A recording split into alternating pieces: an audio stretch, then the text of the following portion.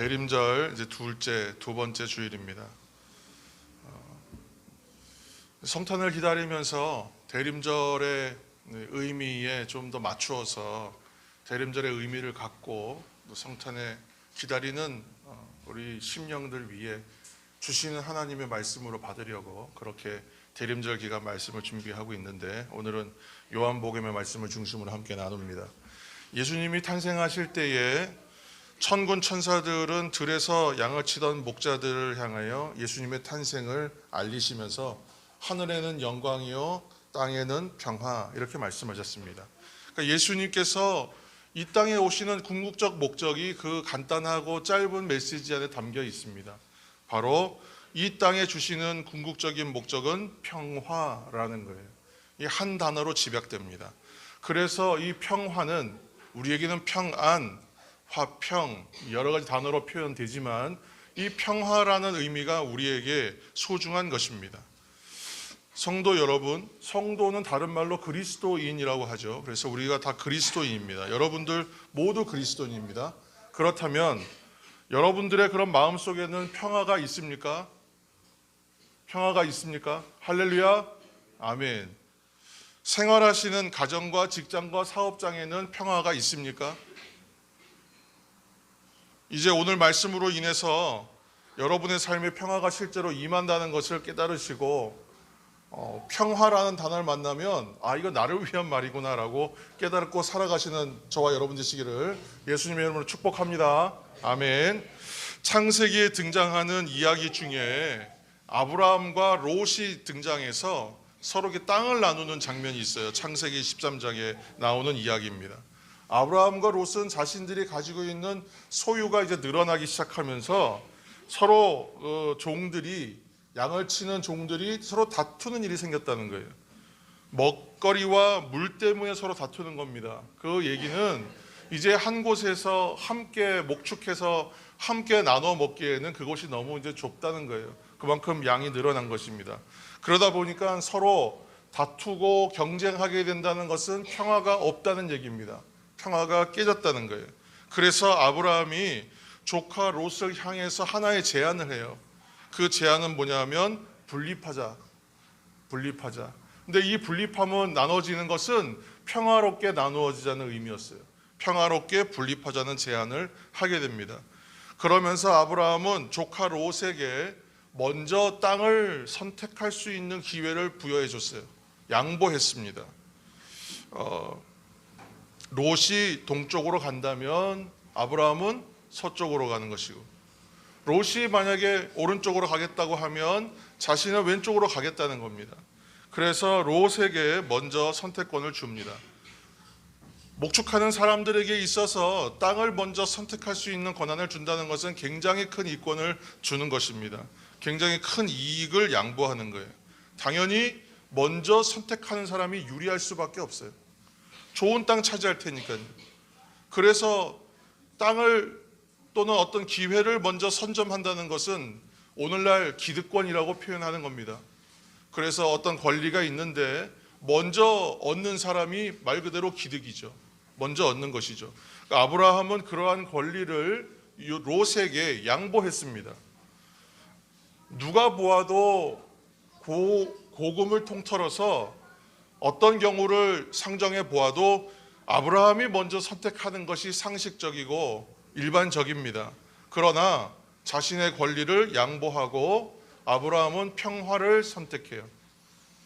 여기서 우리는 평화의 원리 한 가지를 쉽게 발견합니다. 평화는 이처럼 누군가가 자신의 이익이나 권리를 포기하거나 양보할 때 생겨난다는 거예요. 다툼과 경쟁은 서로 가지겠다고 하는 것이고요. 평화가 생긴다는 것은 누군가가 양보했다는 겁니다. 누군가가 포기했다는 것이에요. 그렇다 말 그대로 반대로 불화한다면 이 다툼은 서로가 자신의 권리와 이익을 포기하지 않고 지키려고 할 때, 또는 내가 더 가지겠다, 내가 먼저 가지겠다고 할 때에 생겨나고 일어난다는 거예요. 성도 여러분, 여러분들의 삶 속에서, 관계 속에서 만약에 어떠한 관계, 어떠한 일들 또 어떠한 뭐 여러 가지 사건들 속에서 만약에 이것이 평화롭다면, 이 일들 가운데 평화가 존재한다면 그것은 분명히 누군가가 자신의 이익과 권리를 포기했기 때문에, 아마 여기 계신 분들은 대체로 포기하고 나는 양보하는 분들일 거라고 생각해요. 근데 그 상대는 잘 모르죠. 이 평화가 왜 존재하는지, 왜 이것이 평화롭고 관계가 편안한지 잘 알지 못할 경우가 많습니다. 만일 반대로 우리의 관계 속에, 우리의 뭐 사업장에, 우리의 삶의 자리에, 우리의 가정에 불화가 있거나 다툼이 있다면 그 불화가 일어나는 곳에 어느 누구도 자신의 권리와 이익을 먼저 포기하지 않았기 때문에, 양보하지 않았기 때문에, 배려하지 않았기 때문에 생기는 문제입니다. 하나님은 하나님을 믿는 자녀된 우리들이 이 땅에서의 피스메이커, 평화의 사람들이 되기를 원하십니다. 아브라함처럼 그것이 아무리 큰 것이라 하더라도 그 기득권들을 포기하고 양보하는 사람이 되기를 바라신다는 이야기. 그래서 평화가 어렵습니다. 상대방에게 자신의 요구를 관철하기 위해서 내 것을 포기하지 않는다면 그곳에는 평화가 존재할 수 없기 때문에, 그래서 이 일들이 필요하지만, 다시 한번 말씀드리지만 양보와 포기는 굉장히 어렵습니다. 이것이 만약에 쉬운 일이었다면 세상에 누가 다투고 누가 불화하고 누가 그렇게 평화롭지 못하게 살겠습니까? 어쩌면 세상에서 가장 힘들고 어려운 일이 나의 이익, 나의 권리, 곧 기득권, 나의 권리를 포기하는 것, 양보하는 것일 수도 있습니다. 사실 평화를 위해서 앞장서고 일해야 할 우리 성도들, 또 우리 교회가 우리에게도 사실은 평화는 쉬운 일이 아닙니다. 교회 안팎에 끊임없는 불화가 있기 때문에 그렇습니다. 전 이런 이야기 이제 뭐 많이 하는 거 별로 원치 않지만, 그래도 우리가 알고 있는 대로 한국 교회가 수많은 교단으로 분리되고 분열된 것, 여러분 우리는 부정할 수가 없죠. 이것이 신학적인 문제였다면, 이것이 신앙적인 문제에만 국한되었다면 그래도 나았을 것 같아요. 그런데 신앙적인 문제로 갈라진 것은 고신측이 나간 것, 고신측이 갈라진 것이 신앙적인 문제, 신사참배의 문제나 이런 것이었기 때문에 신앙적인 문제였다면, 신학적인 문제로 또 갈라진 것은 예장과 기장이 갈라진 것이 대표적인 사례입니다. 그런데 예장 통합과 합동이 갈라지고, 또 합동 측에서 수많은 교단, 뭐 지금은 몇 개인지도 모르겠습니다. 수백 개 될 것 같아요. 그렇게 갈라지기까지에는 그 안에는 단지 신앙과 신학의 문제였냐? 그렇지가 않습니다. 대부분은 이익에 대한 문제, 권리에 대한 문제요, 우선에 대한 문제로 싸운 거예요. 서로 양보하지 않고, 서로 배려하지 않고 포기하지 않았기 때문에 갈라질 수밖에 없었다는 거예요. 그 수많은 분열의 역사를 우리는 안고 살고 있지 않습니까? 물론 그리스도인이라면, 교회라면 싸워야 될 부분이 있어요. 절대 양보할 수 없고 절대 포기할 수 없는 부분이 있습니다. 그것은 선함과 악함에 대한 문제, 죄의 문제, 특히 불의 앞에서 우리는 멈추어서는 안 되죠. 불의에 항거해야 되고 불의에 맞서 싸워야 됩니다. 투쟁해야 돼요. 여기에서는 결코 양보와 포기는 있을 수가 없습니다. 악과 맞서 싸워야 하고 선으로 악을 이겨야 됩니다. 그러나 개인적인 이익에 관한 문제라면 그렇지 않아요. 오늘 아브라함처럼 주님은 할 수 있는 대로 양보하라, 포기하라, 손해를 감수하라 말씀하시는 것입니다. 주님은 겉옷을 달라 하면 속옷까지 주라 하셨어요. 오리를 가자 하면 십리를 가자고 했어요. 한쪽 뺨을 내어주면 다른 쪽 뺨도 내어주라는 것이에요. 주님은 원수를 사랑하라까지 말씀하셨어요. 사람들 사는 곳에서 불화의 소식은, 소문은 늘 있습니다. 아무리 사랑하는 부부라도 인생을 살아가면서 거의 싸우지 않는 부부가 없고, 부모와 자식 간에도 다툼이 전혀 없는 경우는 없습니다. 그런 소식과 소문은 늘 있죠. 사람들은 의에 대하여는 또 둔감합니다. 그리고 이익에 대해서는 기가 막히게 압니다. 그래서 이 이익에 대해서 너무나 예민하기 때문에 그런 일들에 대해서 다툼과 분열과 어떤 분쟁이 생겨나는 거예요.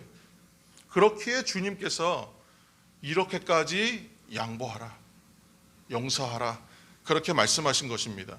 이 한 해가 저물어가는 대림절 기간입니다. 이미 교회력으로는 올해가 끝났고 새해가 시작되고 있는 것입니다. 이 땅에 진정한 화해자로 오시는 주님을 생각하는 이 대림절 기간에 우리가 평화의 사람으로 서겠다, 평화의 사람으로 서시는 저와 여러분 되시기를, 그렇게 결단하시기를 이 시간 예수님의 이름으로 축복합니다. 다시 이제 말씀으로 돌아가서 아브라함이 조카 롯에게 자신의 권리와 이익을 포기하고 양보했다고 했습니다. 근데 그렇게 할 수 있었던 이유가 어디에 있었을까 생각해 보아야 되죠. 창세기 12장 2절 말씀, 우리 함께 화면을 참조하셔서 함께 읽겠습니다. 내가 너로 큰 민족을 이루고 내게 복을 주어 내 이름을 창대하게 하리니 너는 복이 될지라. 아멘. 이것은 이제 믿음 때문이었죠. 아브라함 하면 믿음에 대한 이야기 하겠구나 우리는 생각하는 것처럼 그 생각이 정답이십니다.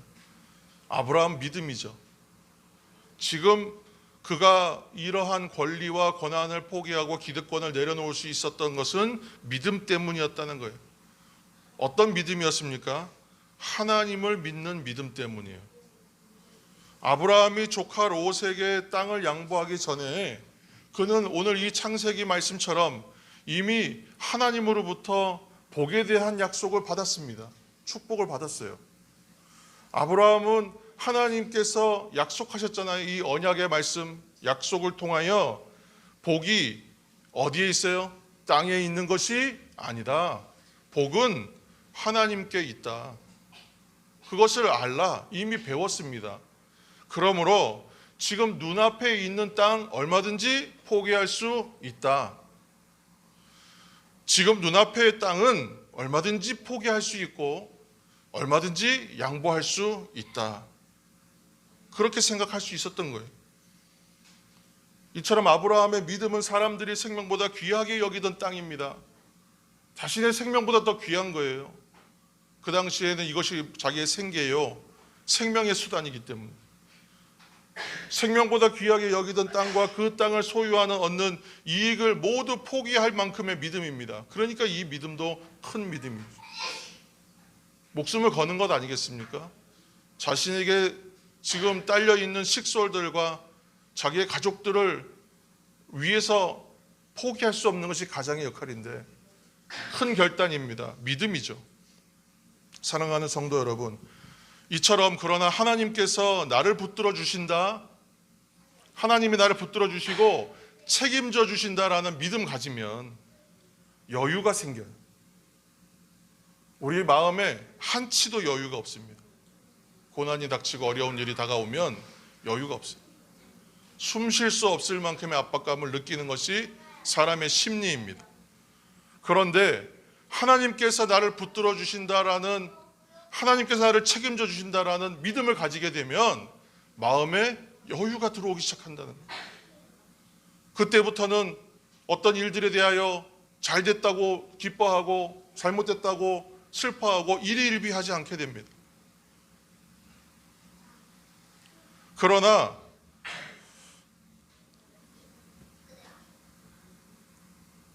우리 가운데에 이러한 믿음이 없다면 마음은 쉽게 흔들릴 수밖에 없겠죠.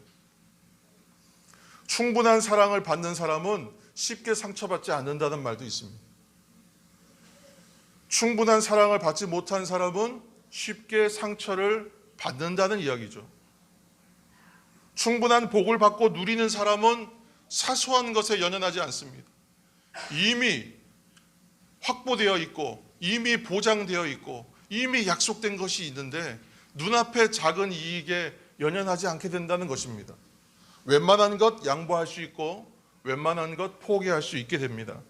오늘의 본문 말씀 3장 3절과 5절, 3절과 5절 두 절의 말씀을 우리가 이어서 연결해서 읽겠습니다. 3절과 5절입니다. 예수께서 대답하여 이르시되 진실로 진실로 내게 이르노니 사람이 거듭나지 아니하면 하나님의 나라를 볼 수 없느니라. 5절 예수께서 대답하시되 진실로 진실로 내게 이르노니 사람이 물과 성령으로 나지 아니하면 하나님의 나라에 들어갈 수 없느니라. 아멘. 같은 말씀인데 조금 다르게 표현되어 있죠. 사람이 거듭나지 아니하면 물과 성령으로 나지 않으면 같은 말입니다. 하나님의 나라를 볼 수 있다, 하나님 나라에 들어갈 수 있다. 들어갈 수 없다, 볼 수 없다. 같은 이야기입니다. 예수님께서 공회원이었던 니고데모를 향하여 사람이 물과 성령으로 거듭나지 않으면 하나님 나라를 볼 수 없고 하나님 나라에 들어갈 수 없다. 이 말씀은 물과 성령으로 거듭나면 하나님 나라를 볼 수 있다, 들어갈 수 있다가 되는 것이죠. 여기서 하나님 나라를 본다는 것은 평화를 위해서 매우 중요한 개념이에요. 왜냐하면 평화는 양보하고 포기하는 것을 통해서 이룬다고 말씀드렸잖아요. 그렇다면 무엇을 소유한 사람이 땅을 포기할 수 있고 양보할 수가 있겠습니까? 땅보다는 비교할 수 없는 다른 것을 소유해야 되겠죠. 땅과는 비교할 수 없는 더 큰 것이어야 되겠죠. 비교할 수 없는 가치여야 될 거 아니에요. 그것이 바로 무엇이겠습니까? 하늘을 소유한 사람, 하나님 나라를 약속받은 사람, 하나님 나라를 바라보는 사람은 땅의 것에 대하여 일희일비하지 않고 포기할 수도 있고 양보할 수도 있게 되는 것입니다. 평화의 사람이 될 수 있어요. 그래서 하늘에 속한 사람, 하나님 나라를 보는 사람은 땅에 있는 것에 대하여 욕심을 버릴 수가 있게 되는 것입니다.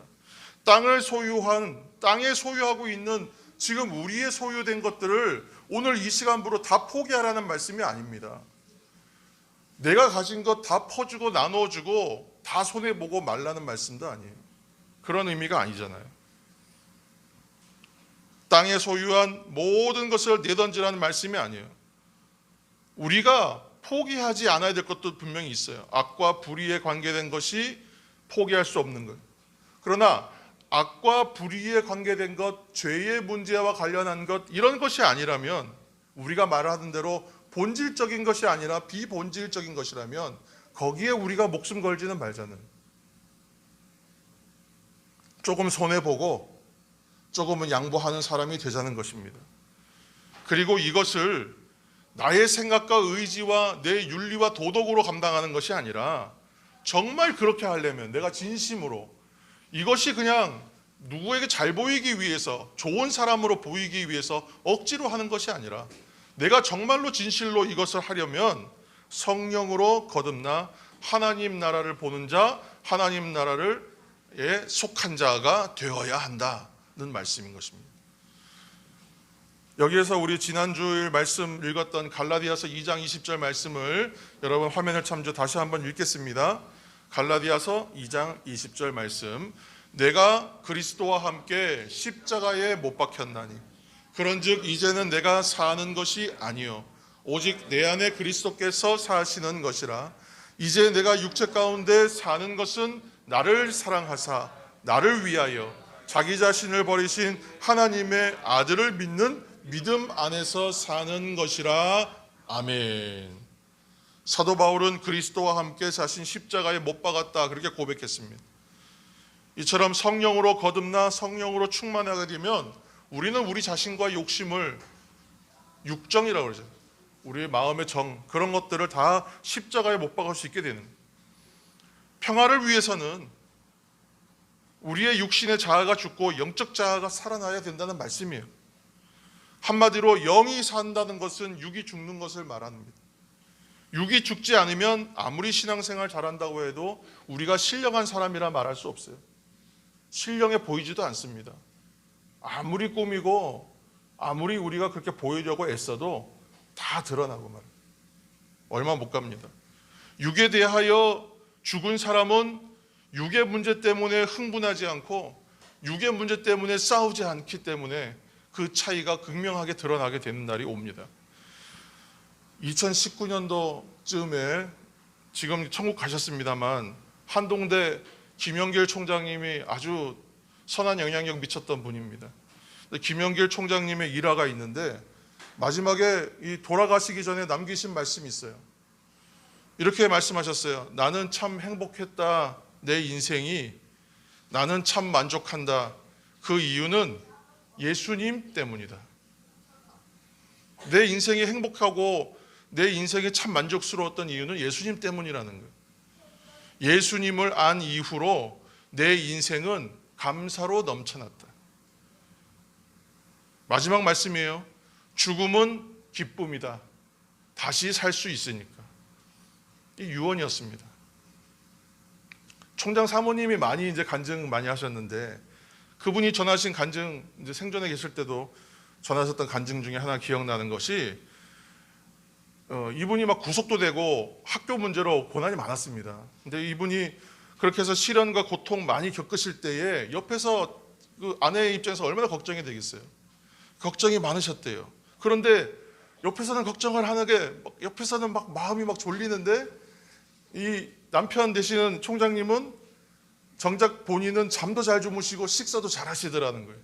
그래가지고 아니 당신은 그런 일을 당하고 겪으면서 어떻게 그렇게 마음이 그렇게 평온합니까? 하고 물어보셨다고 그래요. 그때 총장님 대답이 멋있어요.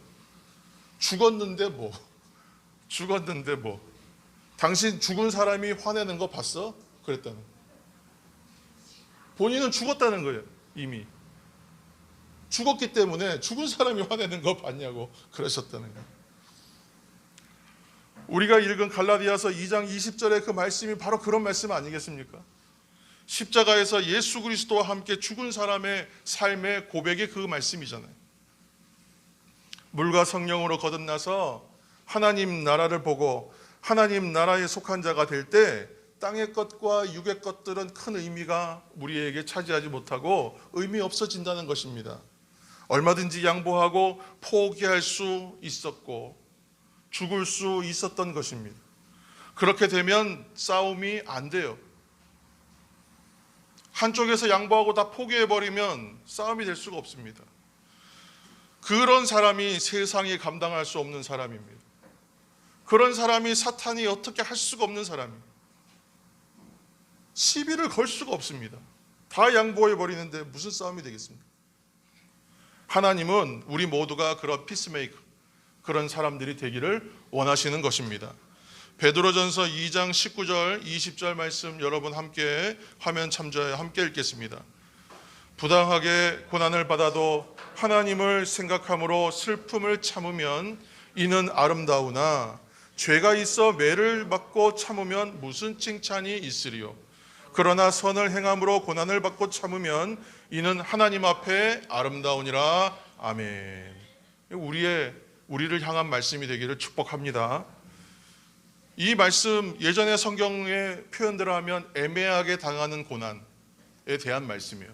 애매하게 당하는 고난. 이거 좀 내가 잘못한 것이 없는데 고난당하고 어떤 손해를 보는 이야기입니다. 그런 고난에 대한 이야기예요. 그런데 하나님을 생각하지 않는다면 이런 애매한 고난, 사실은 정확하게 표현하면 부당한 고난이죠. 부당한 고난. 우리가 생각하기에 이런 고난 당함은 부당하다 나에게 있어서. 내가 왜 이런 일을 당해야 하는가? 나는 억울하다. 말할 수 있는 문제들입니다.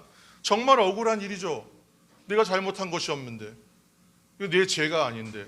내가 왜 이런 고난을 받아야 하는가? 얼마나 억울합니까? 그러나 만일 하나님은 다 아시니까